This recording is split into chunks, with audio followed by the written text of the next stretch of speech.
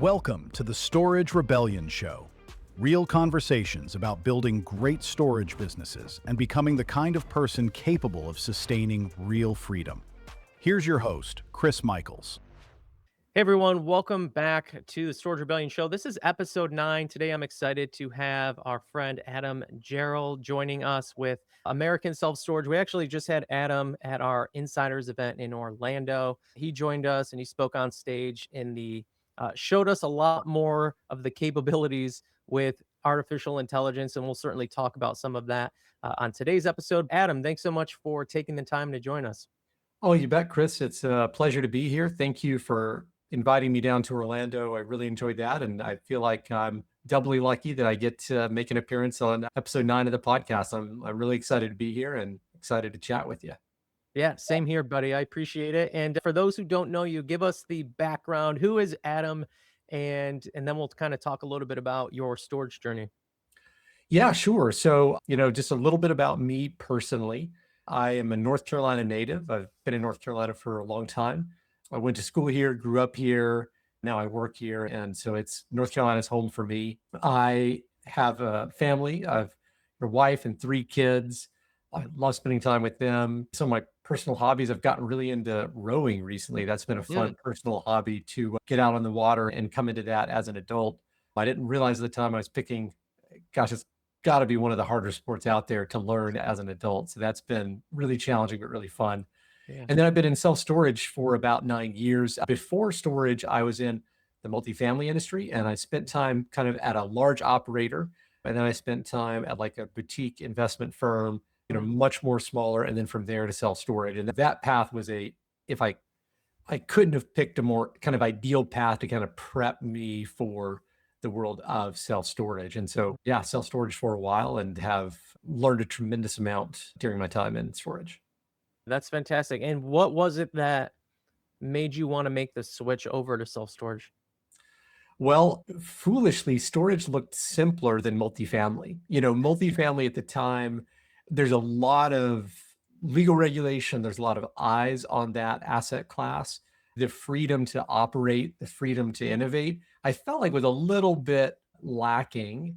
There's just a very narrow legal framework that you have to operate in that mutes the returns, is the Yep. best way I'll put it. And then self storage also seemed to be, at the time that I came in 9 years ago, some of the features that are commonplace today were not commonplace at the time. Things like online payments, real-time availability on your website, those were still kind of making their way through the industry.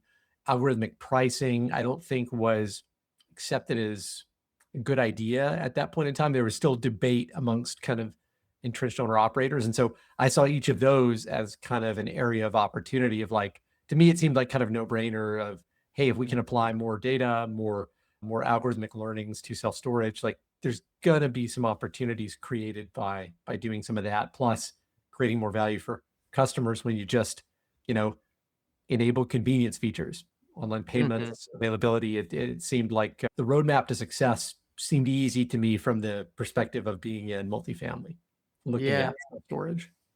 I gotcha. And then as far as today, tell us a little bit about what your portfolio looks like Yeah. at this point, 9 years later.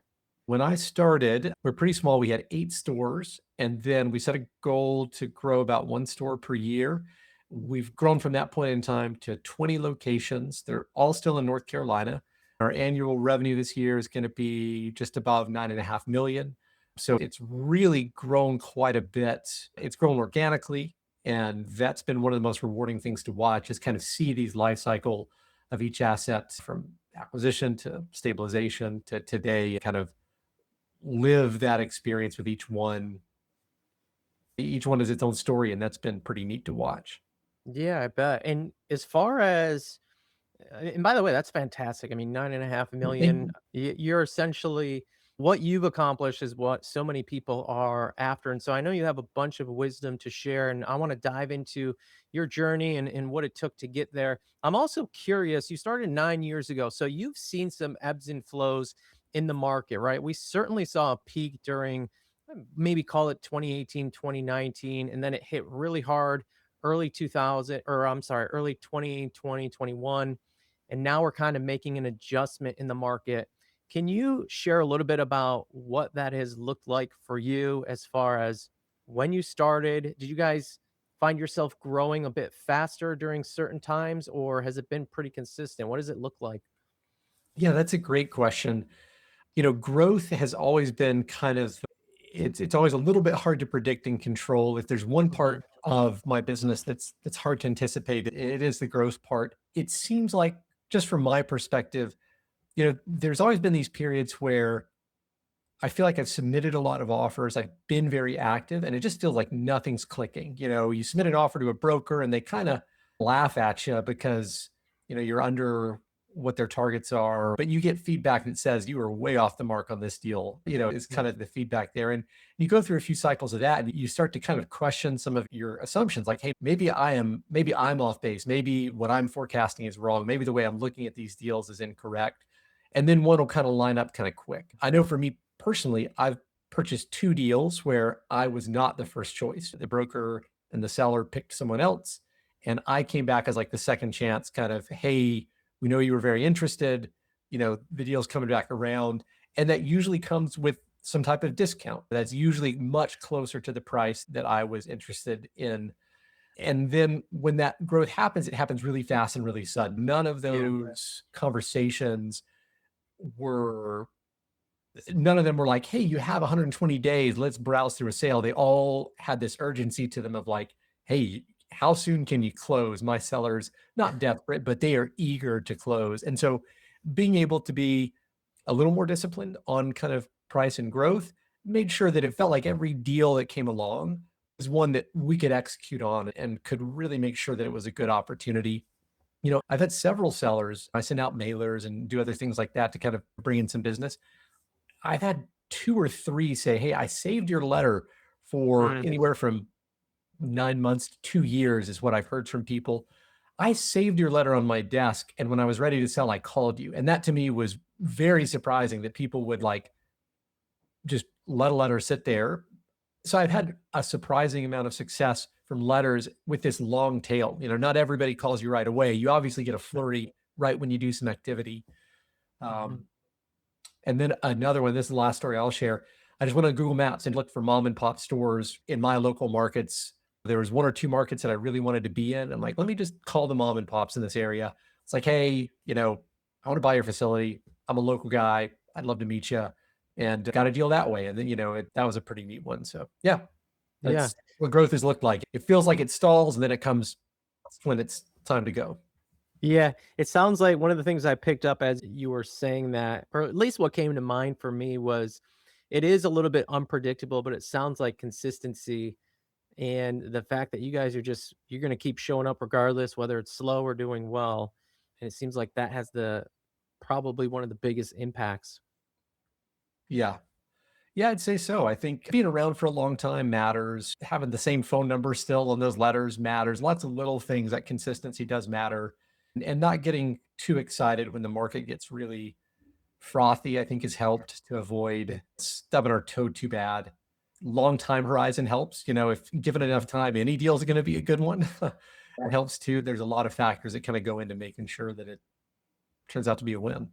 Throughout your 9 years, I'm curious, were there ever any points you got into self storage where maybe you felt like quitting or this just wasn't what you thought it was going to be?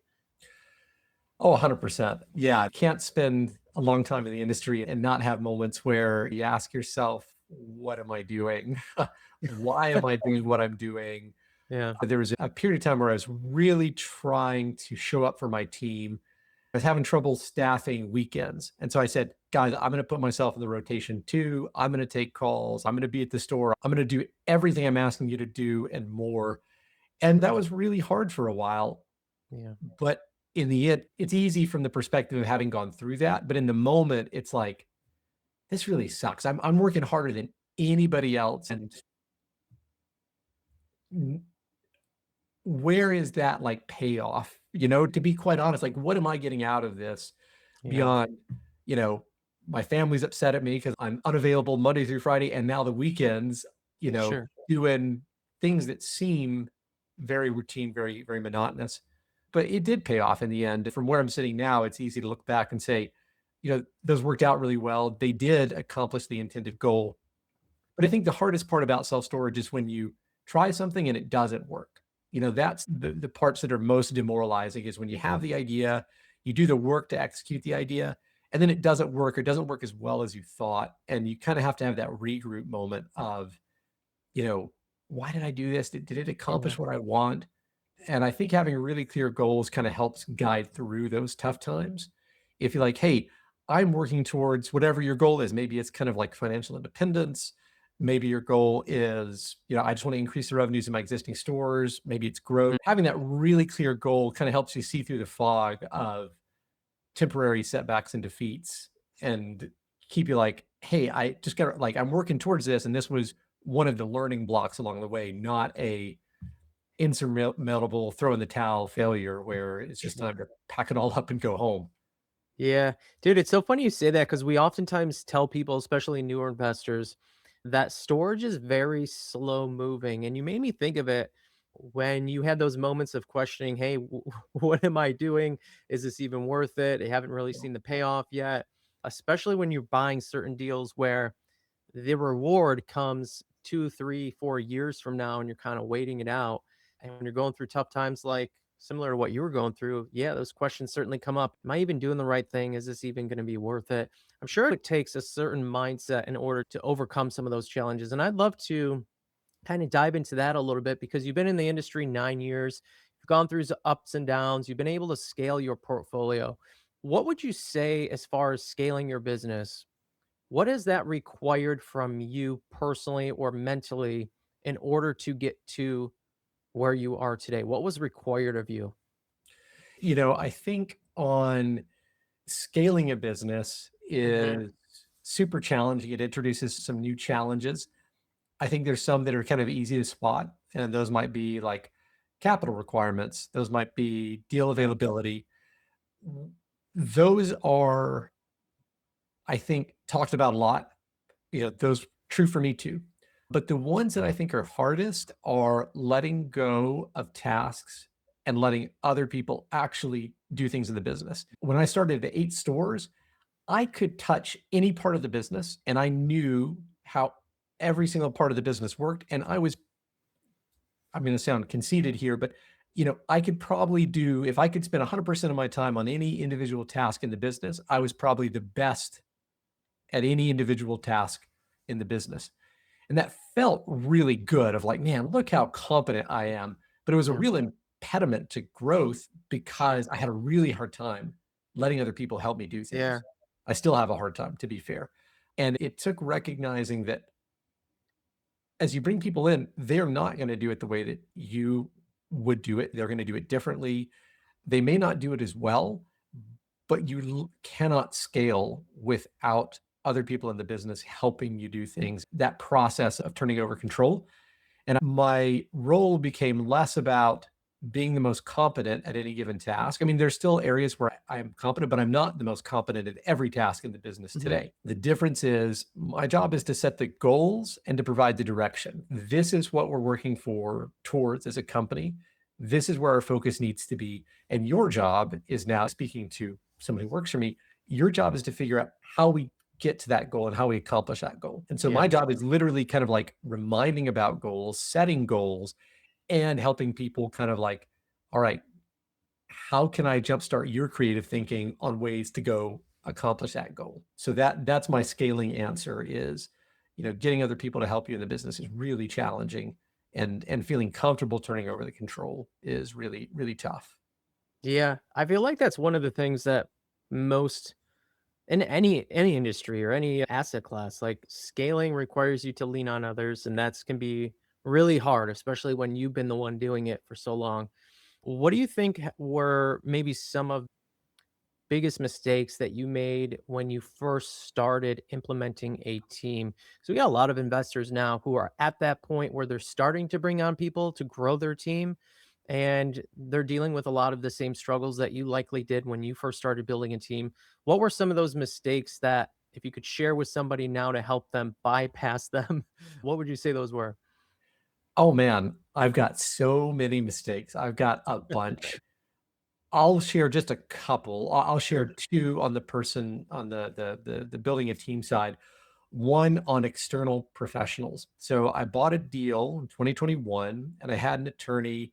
I'd used him on a couple of big deals and I used him on a deal and he charged me $30,000 in the closing statement. It just like burned me up. It stuck Mm. in my head. And the reason it stuck in my head is because on the closing statement, the seller had paid his attorney, I don't know, maybe $1,000 or something, or $1,200. And I did not get $30,000 worth of value. I 100%, know that.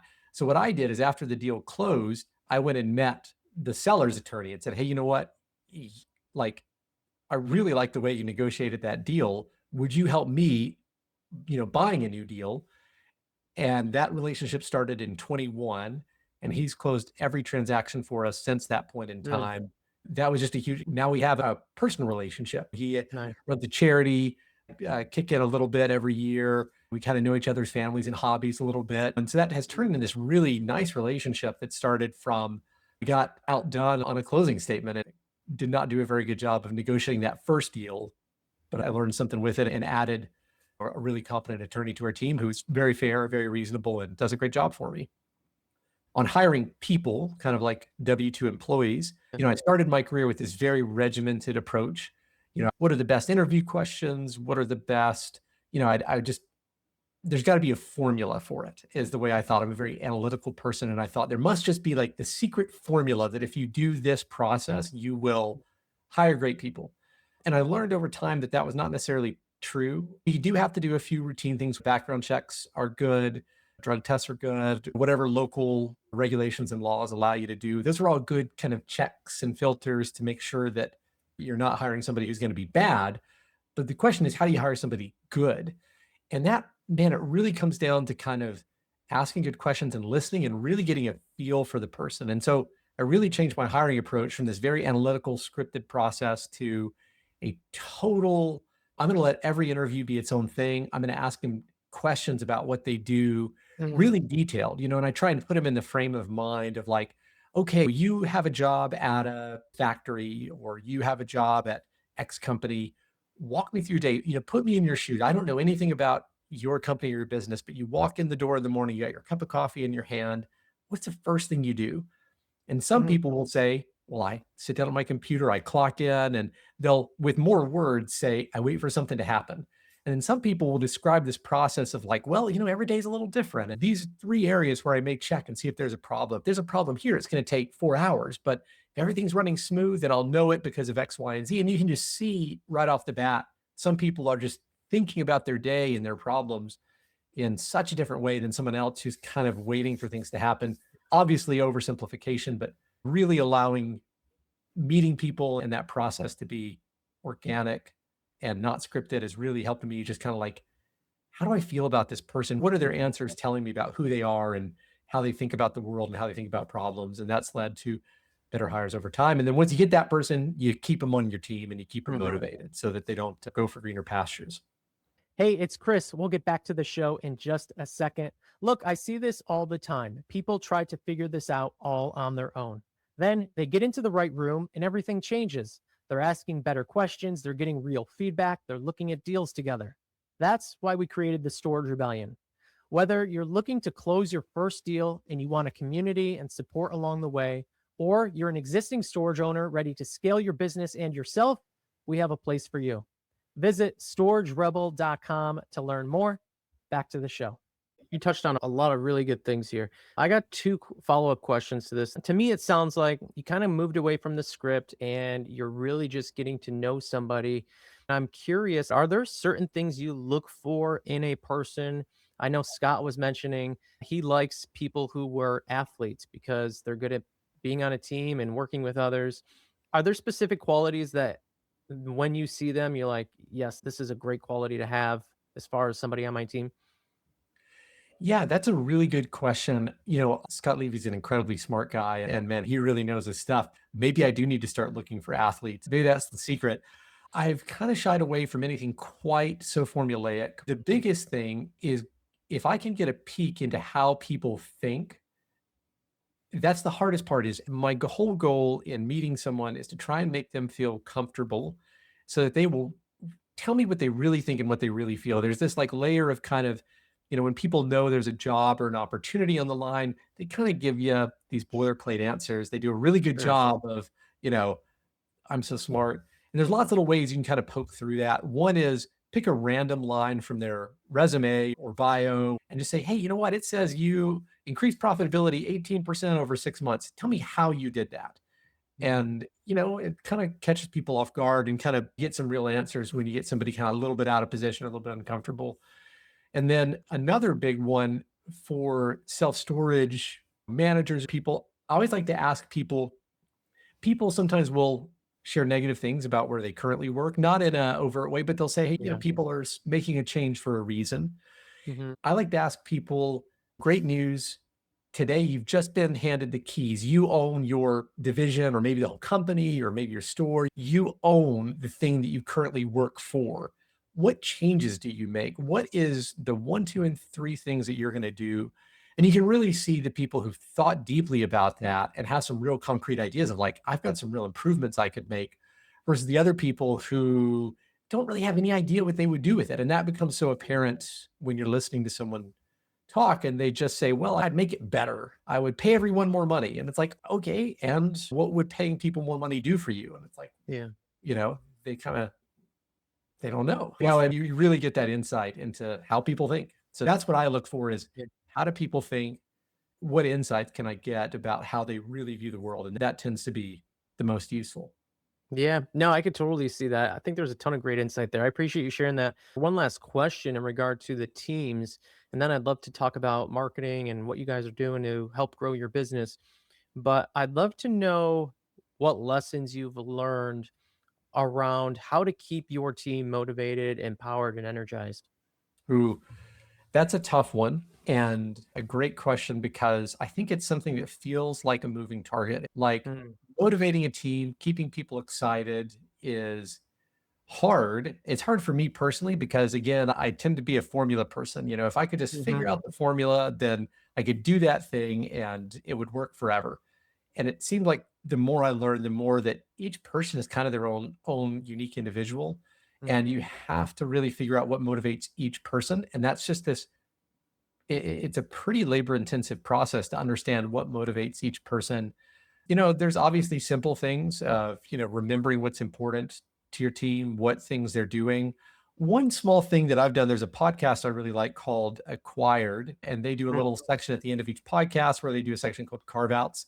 And they just talk about, if they have to talk about something totally personal. It could be a neat book they've read, or, it's something cool they bought off Amazon, or a cool trip they took. And so I integrated that into my team, where whenever we have meetings, we'll end a meeting with carve outs, and everybody has to tell something that's important to them, that's totally personal.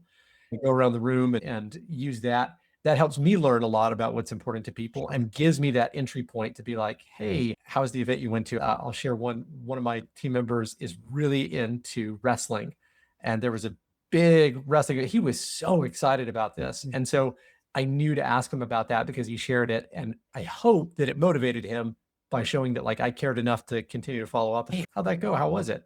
And he said it was great, by the way. So it worked out. And then bonuses, changing bonuses, keeping things interesting, keeping them aligned with the goals of the business. So, like, my job is to set the goals, and the bonuses need to be in service of that. mm. They have to feel obtainable. They can't be so impossible that they're demotivating. They can't be so easy that everybody gets them. And you got to change them a lot, or at least I do, that what motivates people and what serves the goals of the business needs to be tweaked and adjusted pretty regularly. And people forget what their goals are. That may be the most motivating thing I try and do, is remind people what the goals are, because it's easy to get bogged down in your day to day and forget, you know, Mhm. to pick your head up and look, oh, this is what I'm working for, and this is what I'm going to earn or get, or if I get there. So, Yeah. I'd love to transition a little bit. Let's talk some marketing. Tell me, what are you guys currently doing to continue building your portfolio? And you guys are staying regional too, which is its own expertise, in my opinion. Talk to me a little bit about what that looks like. yeah, marketing is an area where, speaking of moving targets, I think Hmm. what works changes so much day to day. One thing that we've done, we do a lot with AI. And one of the most useful things that we do is analyze our conversion rates. And I'm talking broadly across phone calls and email, website, conversion rates by how people heard about us. And so one of the most interesting insights is to kind of see how conversion rates vary across those different sources. And we use that to kind of guide marketing decisions and use that to say, okay, this is where we can be most effective. One concrete example is that the highest conversion rate, and this shouldn't surprise anyone, is your current customers. Someone who rents a unit, their next unit is basically going to be at your facility if you have the availability. And then the second highest converting is former customers. And I think these are parts of the funnel that people forget about a lot is like your current customers, their storage needs are going to change over time and they need reminders just like everybody that you have a storage facility and you have more sizes than just the one that they rent. It sounds almost too basic to say out loud, but that's been something we found to be true is figuring out how to nurture our current customers and our former customers to make sure that someone's second unit or when they come back for a unit that they don't shop, they don't run through a buying process, they just call us up and get a unit from us. That's key. And then, figuring out how to increase how long people stay and the conversion rates for other sources that are not as high converting, like Google, is an ongoing challenge of, how do you get somebody to pick that site? So the way we do that is every week we have an all hands call and we review our marketing data. We look at how well our website's converting. We look at how well we're converting leads overall. So, not just the website, but entire company. And we monitor what changes we make to see how that adjusts those numbers up and down to figure out what things change it. We ran a test for no admin fees on our website. I thought that I was going to convince my team that admin fees were more valuable than the increase in conversion ratio. I thought that it was going to have negligible impact on conversion ratio and I would look like the smart boss and be like, hey guys, guess what? Instead, I was proved very wrong. Our conversion rate jumped up about 10 percentage points on the website, enough that I was like, oh man, all right, well, now I have to ingest this new data. And I did away with admin fees on our website across all sites with big banners. I mean, it's a big kind of like, hey, no admin fees, no hidden fees, something like that. But really playing up this no admin fee approach, and our conversion rates have stayed high. And so those are examples of things that we're doing for marketing. The biggest thing seems to be just being responsive to data, tracking it. So then we know like what tweaks to make and be able to make adjustments off of that. About mistakes earlier, so I'll share one more. Spent $1,800 on a billboard. We tried only phone number for a month, a QR code for a month, and then a website for a month. So we could kind of each of the three, and all of them did nothing. Literally no clicks, no calls, 0% return. But because we had the tracking, we could say this was beyond a bust. And so that was one thing that we learned by trying things and being close to the data. So would you say billboards aren't really worth it, or is it market dependent? It could be market dependent, but that has made me pretty gun shy about billboards. This billboard was in the right location. It had good visibility, had good volume.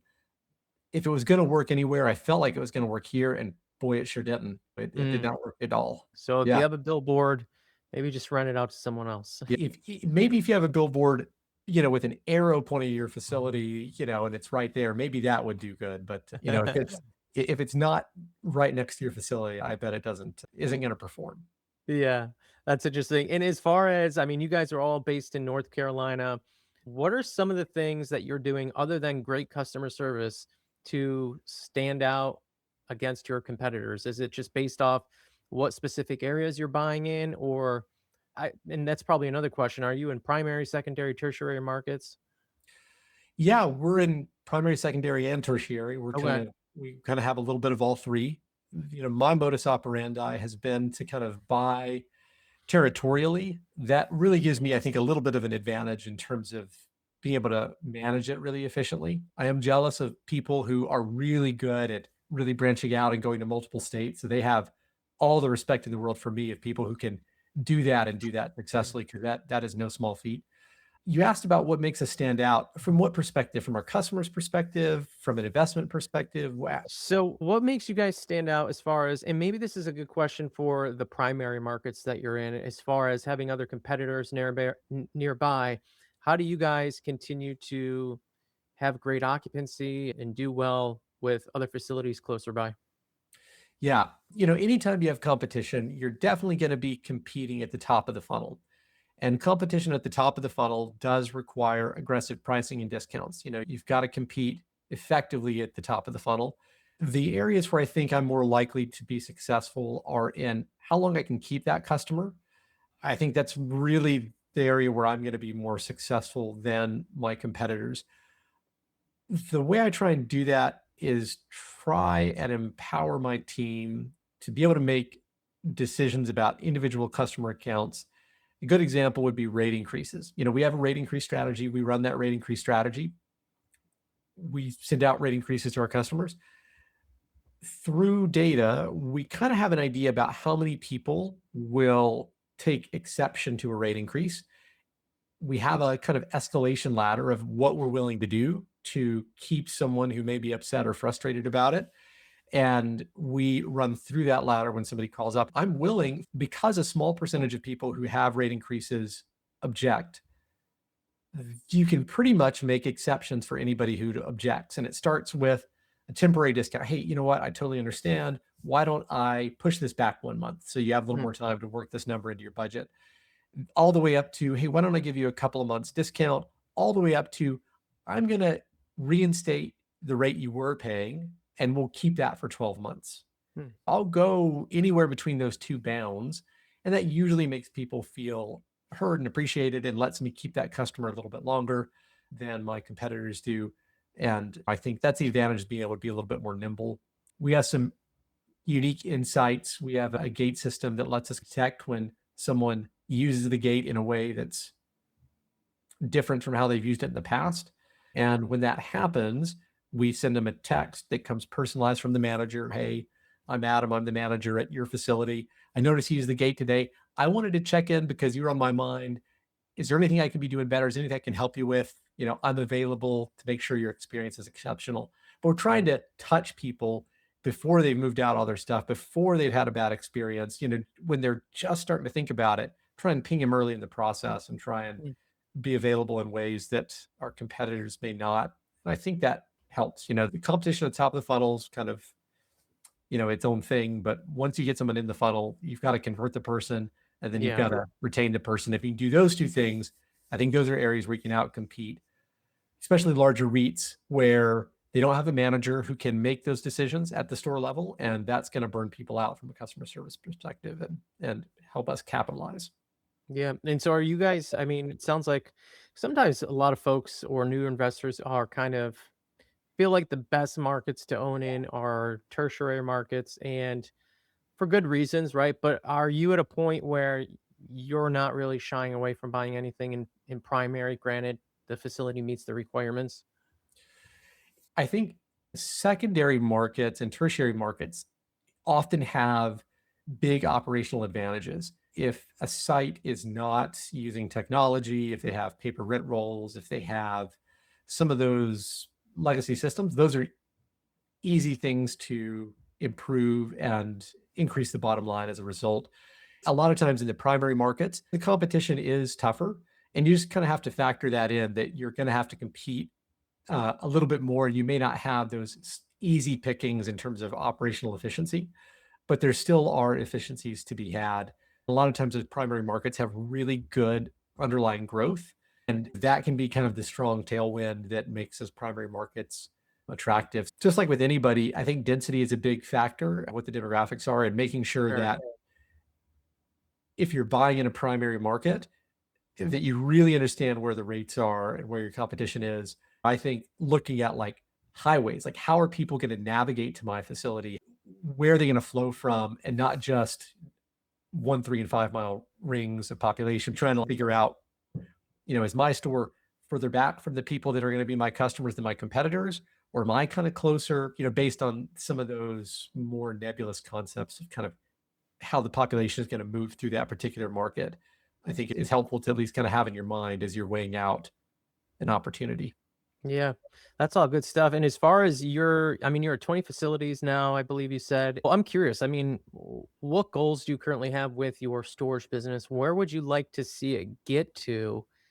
And then the second part to that question is, what do you think is needed in order for you to hit that goal?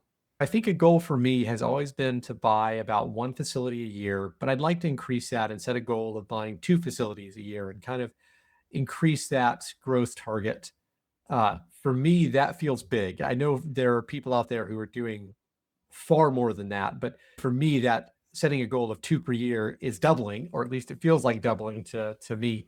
I think in order to get to that goal, there's a couple of things that have to happen. One is I've got to get better at turning over more responsibilities to my team because Mm, I have to be able to maintain a focus on the acquisition and not let that funnel fall apart just because I've got a deal that I need to close. And so I've got to put the people in place to help me through that process a little more than I'm allowing people to help today.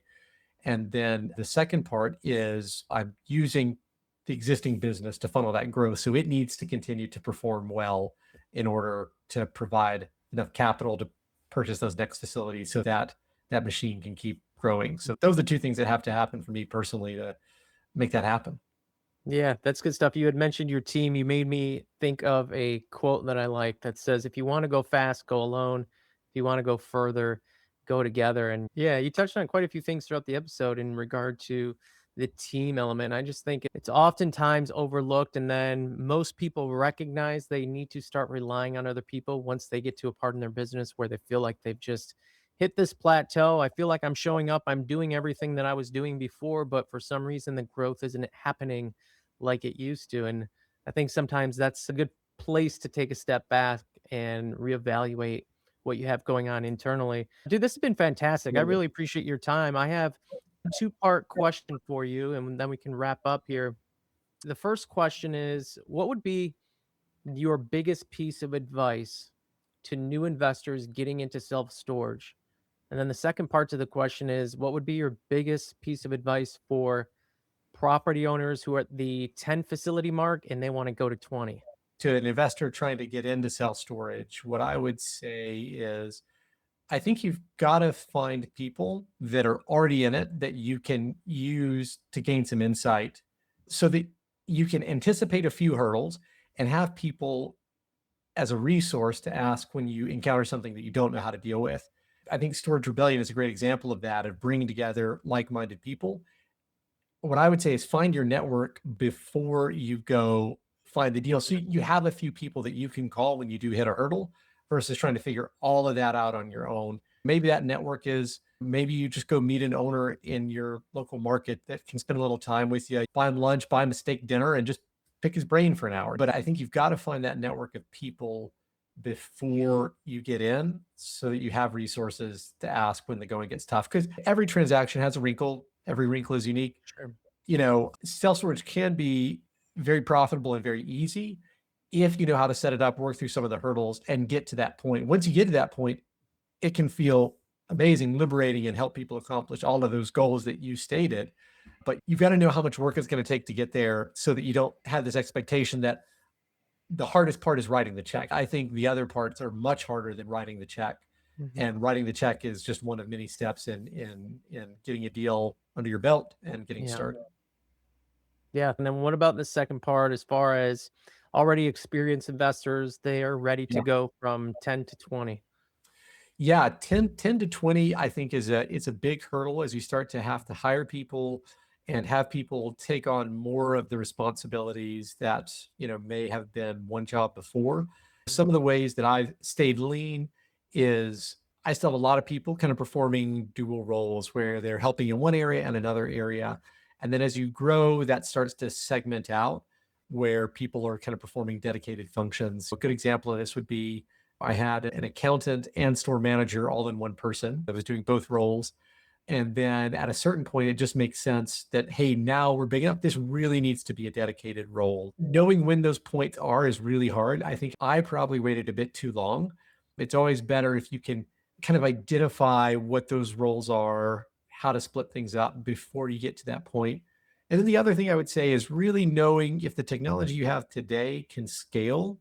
I think that's really easy. If you kind of make good bets on your technology early, of technology that can scale with you, that helps a ton. So you're not having to switch vendors and do all these additional tasks to kind of grow from that, you know, 10 store mark to that 20 store mark. Because, it does, complexity and scale can grow and spiral pretty quickly if you don't have some of those systems in place from the outset. All great stuff here. I'd love to have you back at some point if Yeah. you're open to doing it. One of the things we didn't get enough time to chat about is you're also phenomenal in the world of utilizing AI, especially tied to your storage business. And so maybe we can do an episode focused purely on how people can Yeah. utilize AI and all of these new platforms coming out and how they can implement them to help them grow their storage business. But thank you so much Love for it. being here, Adam. Hey, you bet. Chris, thank you for having me. It was a real pleasure to be here. Great to be at the event in Orlando, and I would love to be back. Appreciate it. And how can people get in touch with you? Yeah, they can reach me on LinkedIn. They can email me. They can call me, Adam at AmericanStorageNC.com. Reach out. I'm available and would be happy to answer questions that anybody has. If they watch this and, didn't understand something I said, hit me up and I'll be happy to start a conversation with you. Awesome. Love it. Thank you, All Adam. right. You bet. Thank you, Chris. Thanks for listening to the Storage Rebellion Show. For resources, support, and a community that has your back, visit storagerebel.com. We'll see you next time.